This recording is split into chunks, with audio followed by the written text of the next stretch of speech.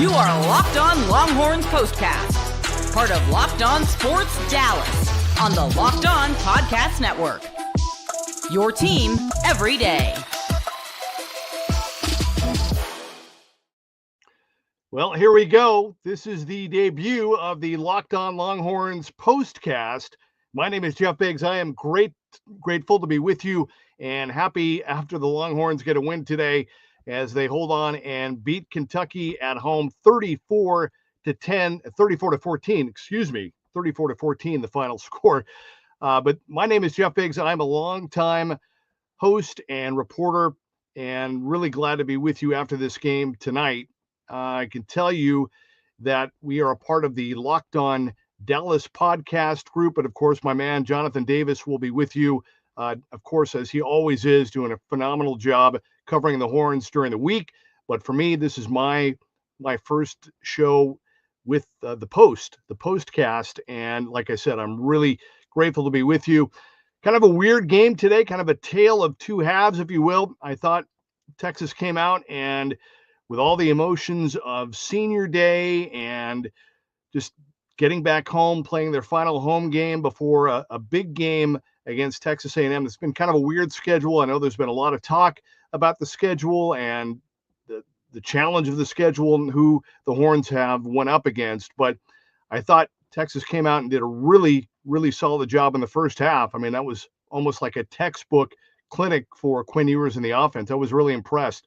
The big things that I wanted to see going into the game, just to kind of give you a heads up, I wanted to see, how would Quinn Ewers and the offense look against what is a solid, well-respected Kentucky defense. Their offense isn't that good, as we saw, but their defense is really solid, especially that D-line.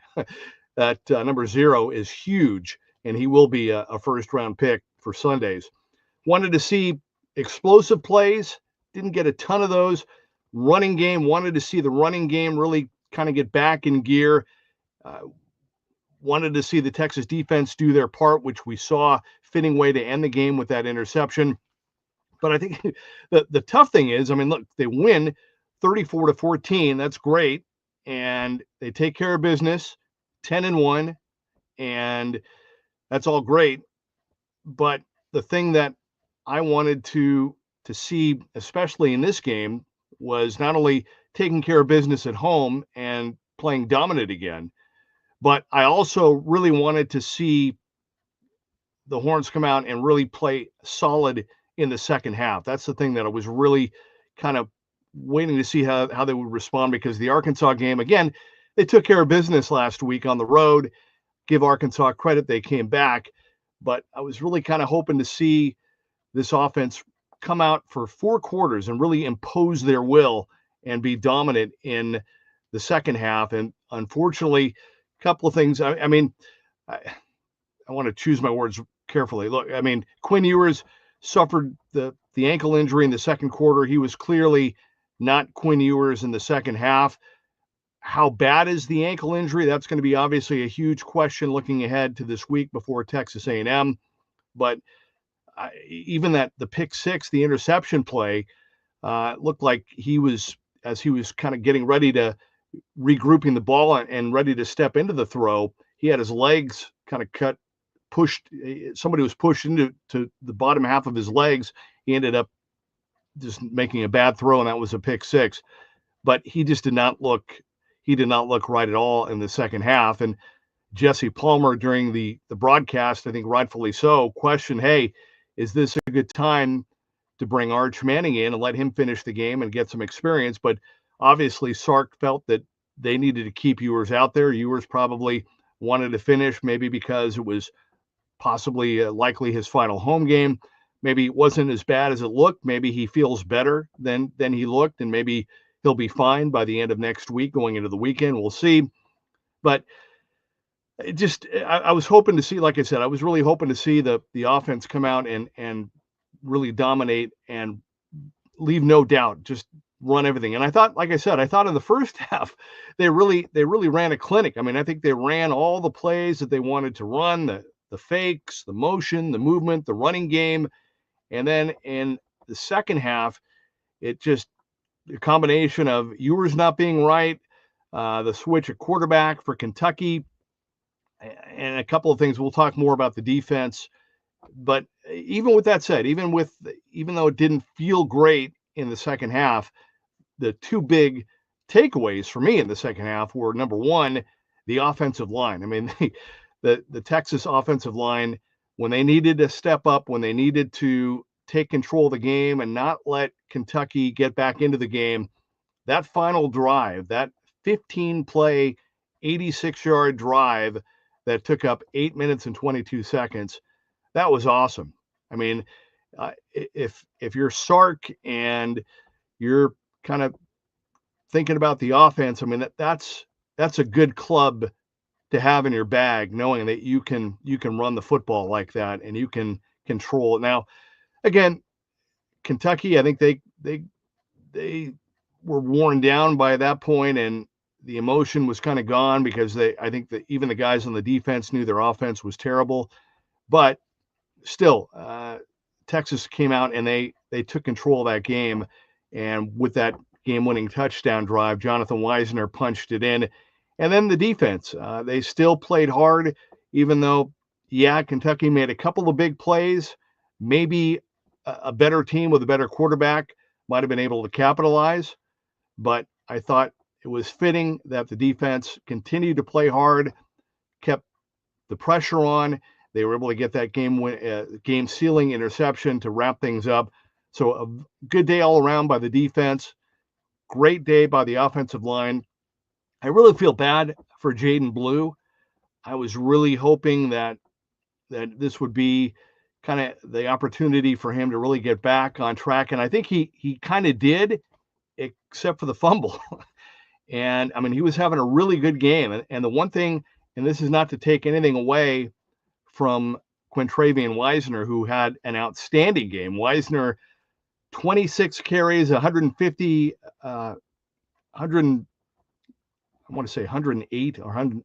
I'll double check on that. I can't read my own writing, but the game-winning touchdown. I mean, he had a great game. But the thing that I like about Jaden Blue, 15 carries, 96 yards for Blue. He just has that I call it, for lack of a better description, missability. He just has the ability, and not. I mean, there are a lot of guys that run hard. There are a lot of guys that are quick. A lot of guys that can put speed on the edge. But there's just certain guys have that special, I call it, missability, where you can't really see it until after the fact. But he has that, and it's just a bummer. Had another fumble today, a fumble last week at Arkansas, 2 against Mississippi State, and he did get back into the game. So Sark, he was on the sideline for a while and ended up getting back into the game. But I like him a lot, and I hope that he's able to stay in the mix and hopefully can just work on holding the ball and securing the ball. But overall, I think really now, look, it's about taking care of business. It was senior day. Felt really good for all the seniors on the team. How about Gunnar Helm? Nice 2-touchdown performance for Gunnar. Great way to go out. Look, like I said, I mean, the offense looked really good. And you can say what you want about Arkansas and you can say what you want about Florida, but this Kentucky defense they're really good. That D-line they're legit. I mean, they're real good. The defensive back, Harrison, played really well. I almost felt like that penalty that he got for when he hit, I think he hit, was it Blue in the back of the head in the end zone? I think that was almost maybe a makeup call for the pass interference call against him that they didn't call early in that game. But that was a good defense, and I thought the Texas offense, for the most part, I mean, they did everything that they wanted to do in the first half. So senior day, final home game in all likelihood, and big game coming up against Texas A&M. Even though Kentucky made a few plays and I mean, they were completely shut down. Again, Texas with the number 1 defense shut them down, and they took care of business. And that's what you got to do. Now the question is, what about Quinn's ankle? How severe is it? Is he going to be okay? Seemed to be maybe a little better as the game went on. So hopefully the fact that he was out there, I would think if it was really significant, they probably would have benched him or sat him down. But we're going to talk more. I want to get more into some of the highlights of the game that I noted. I want to share those with you also. And you know what? I got to. This is my first game, so thank you for hanging with me. Long time. My name is Jeff Biggs. Long time host and reporter, and I'm trying to get the right little background thing here. There we go. I was supposed to have this up from the beginning, in case you're wondering. So see how it says coming up in segment number 2, Sarknado, right? So we're gonna get into that. Sark had some comments during the week that I want to get into, and then coming up on the final segment, we'll a couple things I want to talk about just where this team is at, but also who is the new host. Now I know again, Jonathan does an outstanding job during the week, and this is my debut show, and you're thinking, who is this guy? Again, my name is Jeff Biggs, longtime host, reporter. I go way back with Sark. I've maintained to this day that Texas's win over USC at the Rose Bowl for the national championship was, is, and I don't think will ever change, will always be the greatest college football game I've ever seen. We've had some good games since then over the years, but that was awesome. So I'm pumped to be here. Glad you're with me. We're gonna build this and want you to be a part of the show as well. I love being able to watch the game, and as a fan and a reporter also break down the game and talk about it right after it ends. There's just nothing like that. You can't simulate that. And so, again, thank you for tuning in and being with me on my debut show. Quick timeout. By the way, I forgot to mention that you can start the season big. Our show brought to you by FanDuel. With a big return on FanDuel, new customers can place a $5 bet, and you'll get started with $150 in bonus bets if you win your first $5 bet. Visit FanDuel.com to get started. All right, quick timeout. When we come back, more on the Longhorns win over Kentucky, the KO over UK. The reason why I said Texas KOs UK is because Kentucky needed to win its last 2 games to be bowl eligible. They were 4-6 coming in, now 4-7, and now because they lost today, they will not be going to a bowl game this year or next year. Well, not until next season. So that's why they got the KO. All right, quick timeout. When we come back, segment number 2. What did Sark say during the week? We'll get into that and why next. This is Locked On Longhorns.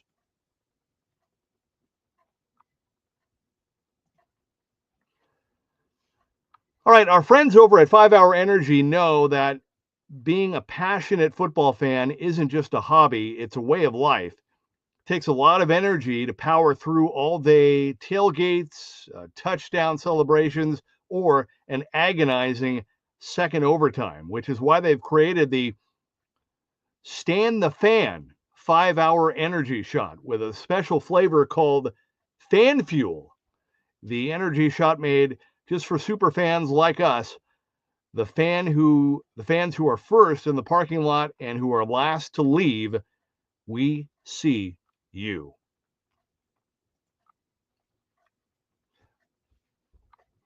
All right, welcome back to Locked On Longhorns. My name is Jeff Biggs. This is the Locked On Longhorns podcast, POSTCAST. The podcast is during the week.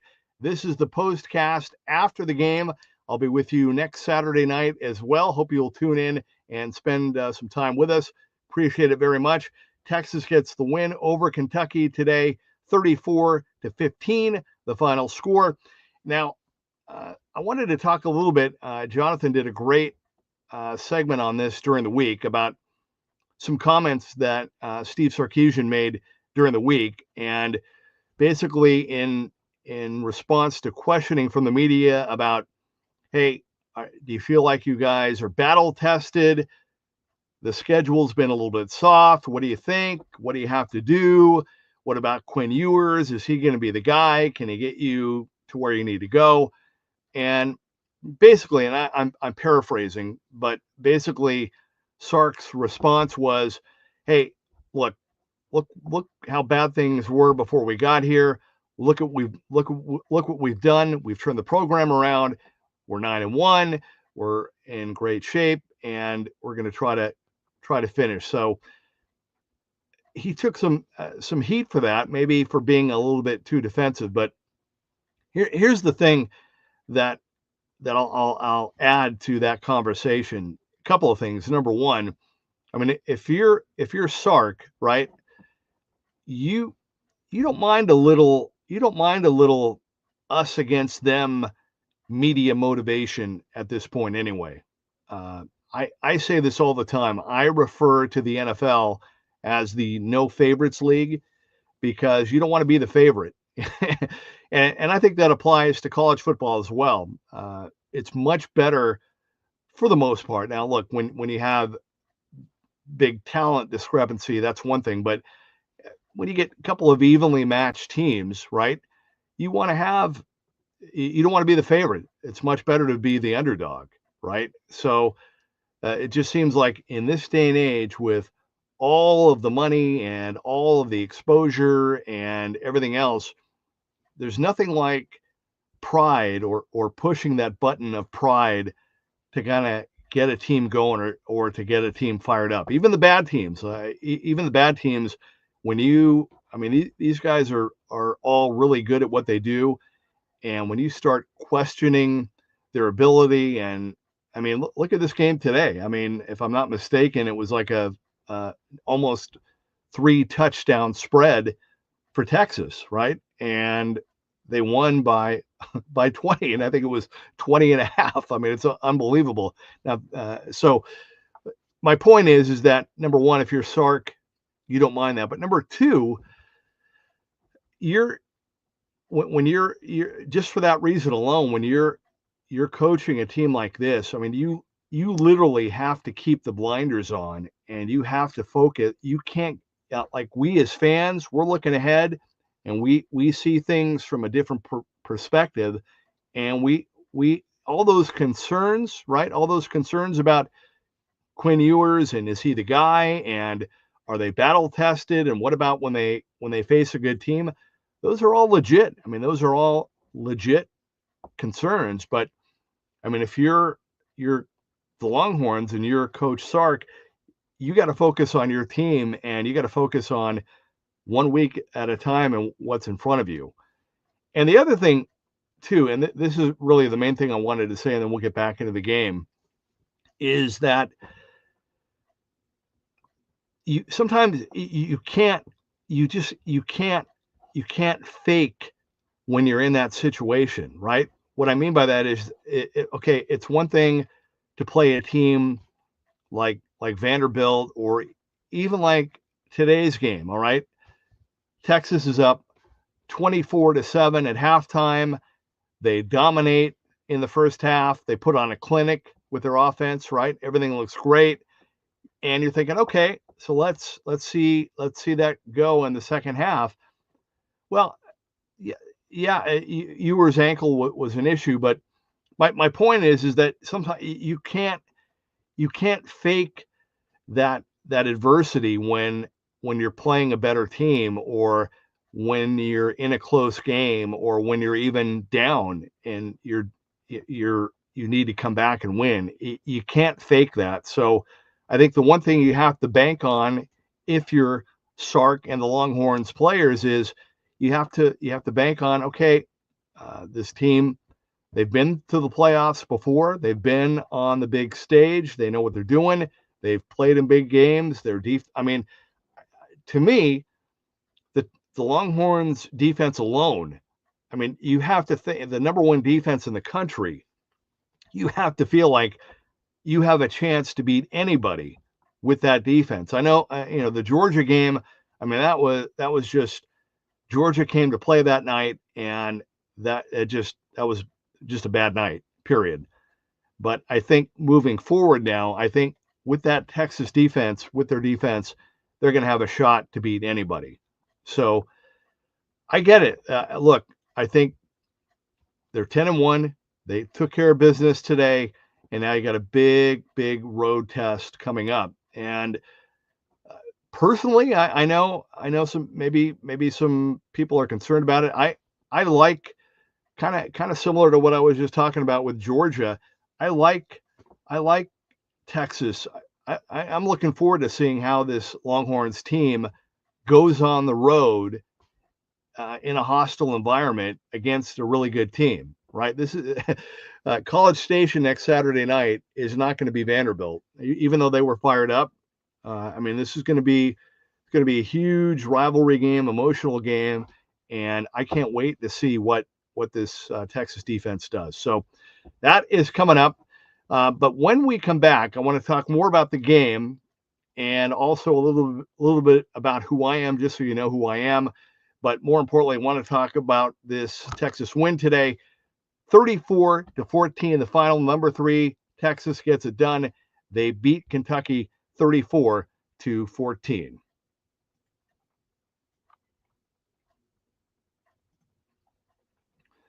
All right, get ready to tackle NFL action with FanDuel, America's #1 sportsbook, because right now, new customers can bet $5, get $150 in bonus bets if you win.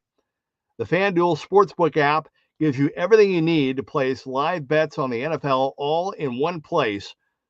And when you get a hunch in the middle of the game, you can check out the latest stats, view live play-by-play, and so much more on the same page where you place your bets. Just visit FanDuel.com to join today. You'll get started with $150 in bonus bets if you win your first $5 bet. That's FanDuel.com.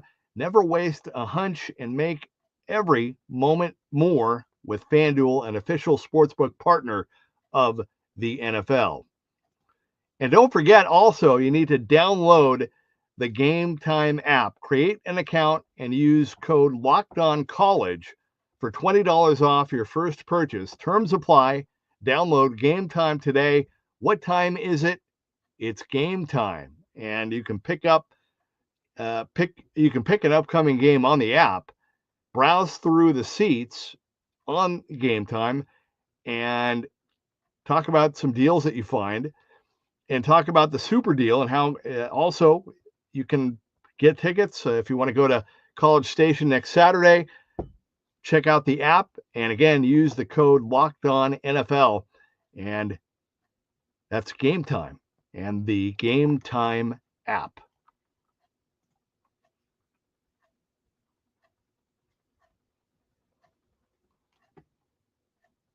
All right, Jeff Biggs back with you. This is Locked On Longhorns on the Locked On POSTCAST Network.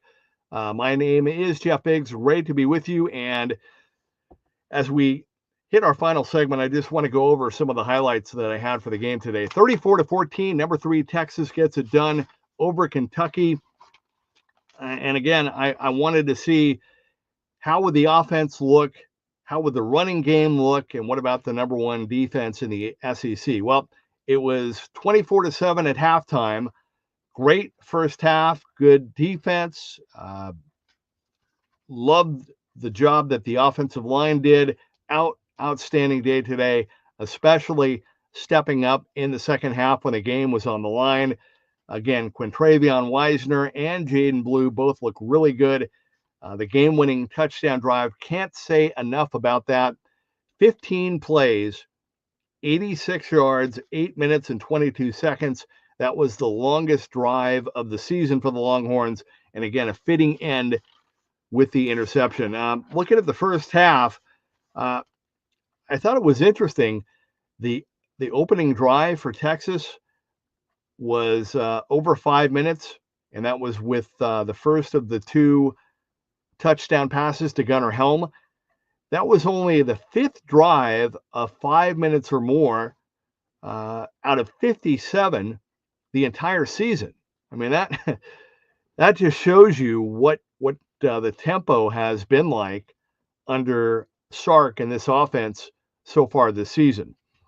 Jaden Blue, I thought, again, his first carry of the game, 21 yards. And I like the way the guy runs. He just has what I call that missability, and just does a great job of getting yards and making it look easy, looking slippery. I mean, I love watching him play. Felt so bad for him with a fumble. Again, he did get back in the game after the fumble. It took a little while, but hopefully, I mean, he's going to have to hold on to the ball. I mean, it's that simple. A couple of punts in the first half. You don't like to see that. But again, I thought the offense did a great job keeping the pressure on. The defense had interception number 16 in the first half. Great, phenomenal catch by Jelani McDonald. I mean, that was to secure the ball in the air the way that he did and to hold it falling to the ground in the position that he was in. I mean, that was outstanding by Jelani. Great job there. And again, even Bert Auburn was able to kick a 49-yard field goal before halftime. So good job. Like I said, the first half was like a clinic for this Longhorns offense. 24-7 the score at the half. And then in the second half, it just was not the same because of Quinn Ewers' ankle injury. And again, that happened in the second quarter. It was literally basically he got rolled up on from behind, stayed in the game, and had a little bit of a limp, but you didn't think it was anything severe. But it almost seemed like maybe the halftime break it got worse and maybe swole up and just was harder coming out of the locker room. I don't know. Again, we'll find out more this week on Quinn Ewers.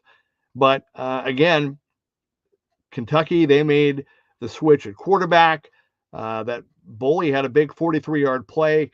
And that goes back to what I said earlier. I mean, there were like maybe 3-4 plays in the game overall where you could literally, I mean, only 4 or 5 plays the entire game that you could say, oh man, they got the better of the Texas defense. But I mean, every other play, the Texas defense dominated. I mean, just completely dominated. Now, again, facing a better offense with a better quarterback, who knows how things play out. But I give Sark but more importantly, I give the Longhorns offensive line credit for doing a great job. I mean, they absolutely stepped up and dominated this game when they had to.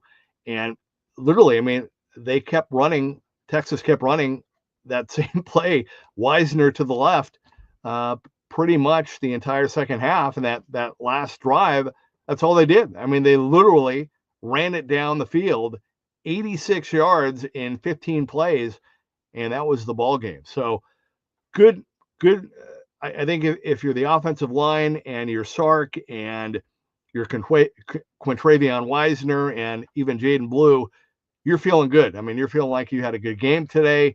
You dominated against a very good defensive line, and now it just comes down to and even look the passing game. I mean, the first half, Gunnar Helm looked great. I mean, they had crossing routes, and Matthew Golden had a great first half, and you were kind of hoping, okay, maybe they'll keep that going in the second half, and we just didn't get to see that. But to the Longhorns' credit, they did what they had to do. They did not let Kentucky get back into the game. Yeah, they scored, but when Texas needed to make the plays and when they needed to reclaim the momentum, they did.